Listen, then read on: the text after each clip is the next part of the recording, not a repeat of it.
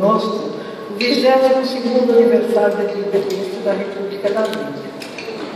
Há 22 anos, no dia 21 de setembro, após 7 décadas de incorporação da Armênia à União das Repúblicas Socialistas Soviéticas, a emancipação política foi decidida pelas mãos da maioria absoluta dos armênios que viviam no país, por meio de um referendo nacional que confirmou a independência concedida pelo Soviético Supremo da República da Armênia um ano antes, mas precisamente em 25 de agosto de 1990.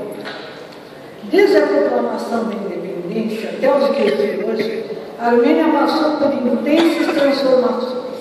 Apesar de inúmeras dificuldades encontradas, vem registrando avanços significativos em todas as esferas, sendo hoje uma das ex-repúblicas soviéticas que tem alcançado altos índices de progresso, desenvolvimento e crescimento econômico.